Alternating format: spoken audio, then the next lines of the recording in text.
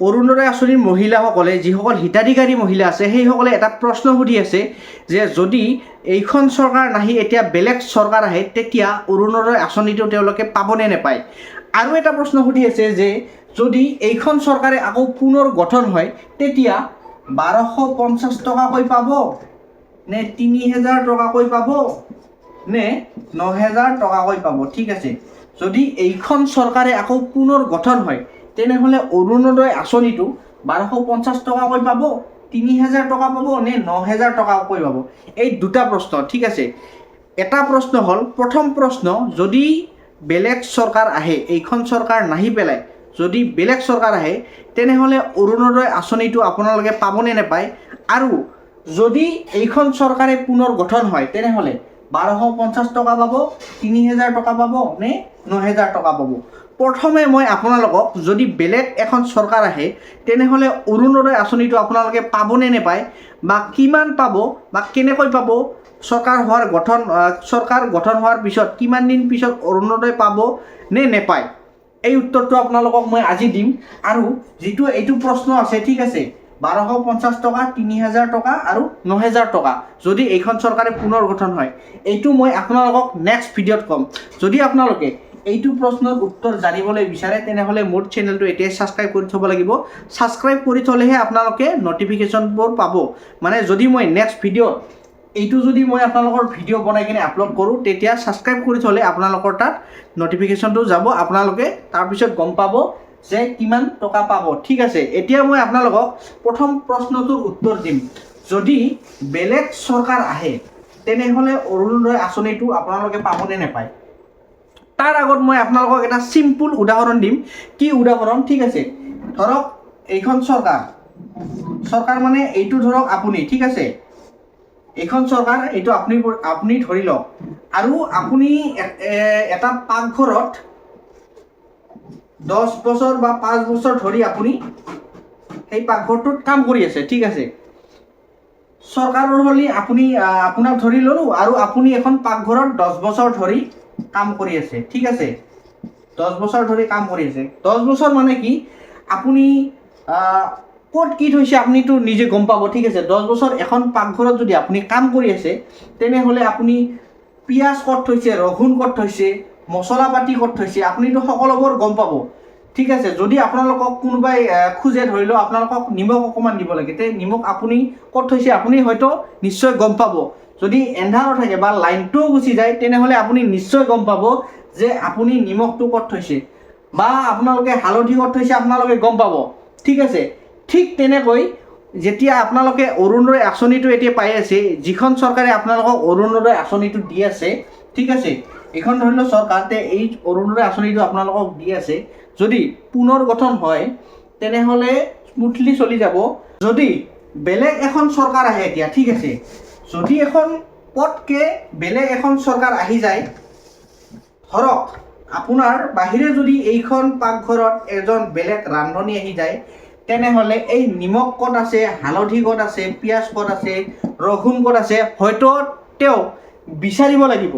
মানে যদি কোনোবাই ৰহুনটো খোজে, ধৰি লওক নিমখটো খুজিলে, তো নিমখটো তেওঁ বিচাৰিব লাগিব, মানে ক'ত আছে, ক'ত থৈছে। ঠিক আছে, বিচাৰোঁতে অলপ সময় লাগিব। ঠিক তেনেকৈ আপুনি যদি থাকে সেইখন পাকঘৰত তেনেহ'লে আপুনি পটকৈ দিব পাৰিব। যদি আপোনালোকে পাকঘৰত সোমাই গৈছে, লাইনটোও গৈছে, তথাপিও আপোনালোকে নিমখটো পটকৈ আপোনালোকে যিজনে খুজিব তেওঁক আপোনালোকে পটকৈ দিব পাৰিব। ঠিক তেনেকৈ বেলেগ এখন চৰকাৰ অহাৰ লগে লগে এইটো নহয় যে নোৱাৰিব বা পাৰিব, 50-50, মানে 50% পাবও পাৰে, 50% নাপাবও পাৰে। ঠিক আছে, যদি নাপায় বহুতো কাৰণ থাকিব পাৰে, আৰু যদি পায় অলপ দেৰিকৈ হ'লেও পাব। বেলেগ এখন চৰকাৰ আহিলে নিয়ম নীতিসমূহ সলনি হ'ব, নতুনকৈ আপোনালোকে ফৰ্ম জমা দিব লাগিব, বিভিন্ন ধৰণৰ নিয়ম কিছুমান ওলাব তেওঁলোকে। বেলেগ এখন চৰকাৰ আহিলে কি হ'ব, তেওঁলোকৰ মতে অৰুণোদয় আঁচনিটো দিব।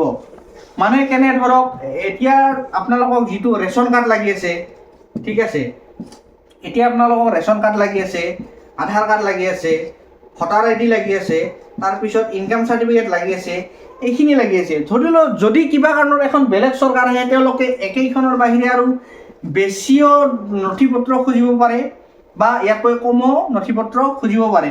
কিন্তু এটা কথা চিয়ৰ যে বেলেগ এখন চৰকাৰ অহাৰ লগে লগে আপোনালোকে যিটো অৰুণোদয় আঁচনি আছে সেইটো অকণমান লেট হ'ব পাৰে। কাৰণ কিয়, এখন চৰকাৰ অহাৰ লগে লগে মই আপোনালোকক যেনেকৈ আপুনি পাকঘৰ এখনত কাম কৰি আছে, 10 বছৰ ধৰি আপুনি এখন পাকঘৰত কাম কৰি আছে, আপুনি ৰহুন পিঁয়াজ তাত চব্জি ক'ত থৈছে, মছলা পাতি ক'ত থৈছে, সকলো ধৰণৰ বস্তু আপুনি নিজে গম পায়। হয়তো আপোনালোকে লাইট গুচি গ'লেও আপোনালোকে পটকৈ বস্তুটো বিচাৰি উলিয়াব পাৰে। তাৰ ঠাইত যদি আপোনাৰ ঠাইত যদি এজন বেলেগ মানুহ আহে পাকঘৰত বা আপোনাৰ ৰান্ধনী এজন বেলেগ আহে, তেওঁ হয়তো আপুনি থোৱা বস্তুবোৰ তেওঁ ভালকৈ বুজি নাপাব, চাব লাগিব। চোৱাৰ পিছত ধৰক এমাহ বা 2 মাহ তাৰ সেই পাকঘৰখনত কাম কৰাৰ পিছতহে আপুনি থোৱা বস্তুবোৰ বিচাৰি পাব আৰু তেওঁৰ মতে চিজিল কৰি ল'ব। মানে আপুনি থোৱা যেনেকৈ থৈছে বস্তুবোৰ তেওঁ সেইটো ভাল নাপাবও পাৰে। তেওঁৰ মতে সেই মছলা পাতিবোৰ, নিমখটো তেওঁৰ ঠাইত থ'ব যে এইখিনিত থ'লে মোৰ ভাল হ'ব, সেইখিনিত থ'লে ভাল হ'ব, এইটো বস্তু এইখিনিত থ'লে মই পটকৈ বিচাৰি পাম বা ঠিক তেনেকুৱা কথা। ঠিক আছে, ঠিক অৰুণোদয়টো মই আজি আপোনালোকক পাকঘৰ এটাৰ লগত তুলনা কৰিছোঁ। ঠিক আছে, বেলেগ এখন চৰকাৰ অহাৰ লগে লগে, বেলেগ এজন ৰান্ধনী অহাৰ লগে যেনেকৈ বস্তুবোৰ পটকৈ বিচাৰি নাপায়, ঠিক তেনেকৈ বেলেগ এখন চৰকাৰ অহাৰ লগে লগে কি হ'ব, তেওঁলোকে বস্তুবোৰ চাব লাগিব যে ধৰক এইটো অৰুণোদয় আঁচনিটো কিমান জিলাত দি আছে সেইবোৰ চাব লাগিব। কিমান জিলাৰ আণ্ডাৰত থাকিব সমষ্টি। ঠিক আছে, সমষ্টিৰ আণ্ডাৰত থাকিব আপোনালোকৰ গাঁও পঞ্চায়তৰ আণ্ডাৰত থাকিব আপোনালোকৰ মেম্বাৰে চাব লাগিব, পঞ্চায়তৰ মেম্বাৰে চাব লাগিব, প্ৰেচিডেণ্টে চাব লাগিব এইবোৰ। আৰু যিবিলাক আপোনালোকৰ কৰ্মকৰ্তা আছে চৰকাৰৰ, সেইবিলাকে এইবিলাক কি কৰিব, নতুনকৈ ফৰ্ম জমা ল'ব। ফৰ্ম জমা লোৱাৰ পিছত যিসকলক দিব লাগে সেইবিলাকক দিব। আৰু যদি এতিয়া কোনোবাই চাকৰিয়ালে অৰুণোদয় আঁচনি পাই আছে, সেইবোৰ কাটিব। মুঠতে বহুত দীঘলীয়া প্ৰচেছ হ'ব এইটো। ঠিক আছে, আপোনালোকে বেলেগ চৰকাৰ অহাৰ পিছত যদি চৰকাৰ গঠন হোৱাৰ পিছত আপোনালোকৰ কি হ'ব, আপোনালোককতো ক'লোৱে এতিয়া নতুনকৈ তেওঁলোকে ডকুমেণ্টবোৰ জমা ল'ব। আৰু এতিয়া যিসকলে কিছুমানে চাকৰি কৰি আছে, ঠিক আছে, চাকৰি কৰাবিলাক তেওঁলোকে বাদ পৰিব। তাৰপিছত যিসকলে পাই আছে তাৰে ভিতৰতো কিছুমান নাম কটা যাব আৰু নতুনকৈ নাম সোমোৱাব, নতুনকৈ ফৰ্ম জমা ল'ব, কি কি ডকুমেণ্ট লাগে, কি কি ডকুমেণ্ট নালাগে, সেইবোৰ বহুত ধৰণৰ কথা আহি পৰে। আৰু চৰকাৰ গঠন হোৱাৰ লগে লগে বেলেগ যদি চৰকাৰ গঠন হৈ যায়, বেলেগ চৰকাৰ গঠন হোৱাৰ লগে লগেও তেওঁলোকে অৰুণোদয় আঁচনিটো দিব নোৱাৰিব। কাৰণ তেওঁলোকৰ বাজেটত আহিব লাগিব, বাজেট দাখিল হ'ব, বাজেট দাখিলৰ পাছত এইবিলাক বিভিন্ন বাজেটসমূহ আহিব। অহাৰ পিছত তেওঁলোকে অৰুণোদয় আঁচনিৰ ফৰ্মবিলাক নতুনকৈ জমা ল'ব। এতিয়া যিখিনি পাই আছে সম্পূৰ্ণ তেওঁলোকে হয়তো কাটিও দিব পাৰে বা তেওঁলোকৰ আণ্ডাৰতে তেওঁলোকে বাছনি কৰিব পাৰে। যদিহে নতুন চৰকাৰ আহে তেওঁলোকৰ মতে হ'ব। মই কোনো বেলেগ কথা কোৱা নাই আপোনালোকক। ঠিক আছে, মই আপোনালোকক কৈ আছোঁ যে বেলেগ যদি চৰকাৰ আহে, সেইটোহে মই বুজাই আছোঁ। বহুতে সুধি আছে যে বেলেগ চৰকাৰ আহিলে পাবনে নাপায়, সেইটোহে মই আপোনালোকক বুজাই আছোঁ। যদি বেলেগ চৰকাৰ আহে, নতুন এখন চৰকাৰ আহে, এই চৰকাৰখনৰ মতেই চব হ'ব। এতিয়া আপোনালোকে যিটো 1250 টকা কৰি পাই আছে, তেওঁলোকে বেছিও দিব পাৰে, কমো দিব পাৰে, নিদিবও পাৰে। কাৰণ সেইটো তেওঁলোকে এতিয়া অৰুণোদয় আঁচনিটোৰ টকা আপোনালোকক যেনেকৈ দি আছে, ক'ৰ পৰা দি আছে, কেনেকৈ দি আছে, হয়তো তেওঁলোকে নাজানে। ঠিক আছে, বেলেগ চৰকাৰ অহাৰ লগে অৰুণোদয় আঁচনিটো আপোনালোকক ক'ৰ পৰা দি আছে, কেনেকৈ দি আছে, এই পইচাটো ক'ৰ পৰা আহি আছে, এইটো বহুত ধৰণৰ প্ৰশ্ন কিছুমান আহি পৰে।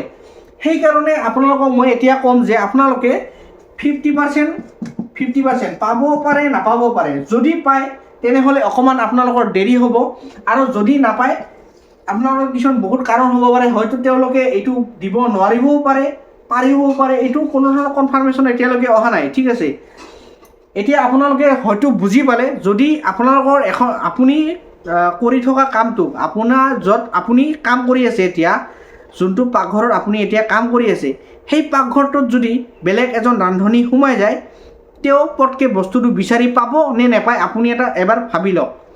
আপুনি কাম কৰি থকা পাকঘৰটোত যদি এজন বেলেগ ৰান্ধনী আহে, তেওঁলোকে আপোনাৰ বস্তুবোৰ বিচাৰি পাব নে নাপায়। যদি পায়, হয়তো অকণমান দেৰি লাগিব, বিচাৰিব লাগিব। বিচৰাৰ পাছতহে তেওঁলোকে বস্তুবোৰ বিচাৰি পাব আৰু দিবলগীয়া হ'লে তেওঁলোকে বিচাৰিহে দিব লাগিব আৰু লাহেকৈ তেওঁৰ মতে বস্তুবোৰ চিজিল কৰি ল'ব। ঠিক তেনেকৈ চৰকাৰ এখন আহিলে, বেলেগ চৰকাৰ এখন যদি পুনৰ গঠন হয় তেনেহ'লে সেই চৰকাৰৰ মতে সেই চৰকাৰখনে এইখন চৰকাৰৰ বস্তুবোৰ বিচাৰিব লাগিব। বিচৰাৰ পিছত তেওঁলোকৰ মতে চিজিল কৰি ল'ব। আৰু বহুতো মহিলা আছে, যিসকল মহিলা এতিয়ালৈকে অৰুণোদয় আঁচনি পোৱা নাই, তেওঁলোকে দিবলৈ হয়তো চেষ্টা কৰিব। এইখিনিয়ে আজিৰ ভিডিঅ'ত আছিল। আৰু মই নেক্সট ভিডিঅ'ত আপোনালোকক ক'ম যে আপোনালোকে 1250 টকা পাবনে যদি এইখন চৰকাৰে আহে। 1250 টকা পাব নে 3000 টকা পাব নে 9000 টকাকৈ পাব। ঠিক আছে, এইটো আপোনালোকৰ কাৰণে ভাল খবৰ আহি আছে, যিটো এই বিষয়ে মই ৰিলেটেড আপোনালোকৰ কাৰণে ভিডিঅ' বনাওঁ। ঠিক আছে, এই বিষয়ে আমি অলপ হ'লেও জানো। আৰু বেলেগ চেনেলতকৈ মোৰ চেনেলত আপোনালোকে জানে এদিন হ'লেও দুদিন হ'লেও আগত কিছুমান কথা আপোনালোকে গম পায়। আৰু অৰুণোদয় আঁচনিৰ বিষয়ে আপোনালোকৰ কাৰণে ভাল খবৰেই আহি আছে। মই নিশ্চয় অতি সোনকালে এই ভিডিঅ'টো বনাম। 1250 টকা, ঠিক আছে, 3000 টকা, 9000 টকা। ঠিক আছে, যিহেতু বস্তুৰ দাম এতিয়া ইমান বাঢ়ি গৈছে, গেছৰ দাম কওক, আপোনালোকে পেট্ৰলৰ দাম কওক, বহু বেছি বৃদ্ধি হৈছে।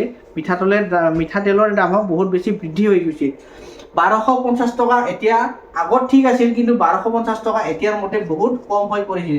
গতিকে চৰকাৰে এতিয়া কি ভাবিছে বা এতিয়া ভবা নাই, যেতিয়া পুনৰ গঠন হ'ব তেতিয়া আপোনালোকক কিমানকৈ দিব টকা বা কিমান এতিয়া মিটিংবিলাকত কিমানকৈ দিম বুলি কৈ আছে, সেই বিষয়ে মই আপোনালোকক নেক্সট ভিডিঅ'ত বনাম। গতিকে ভিডিঅ'টো এতিয়া ছাবস্ক্ৰাইব কৰি থ'বলৈ নাপাহৰিব। বহুত এটা ভাল খবৰ আপোনালোকৰ কাৰণে আহি আছে। আজিলৈ ধন্যবাদ।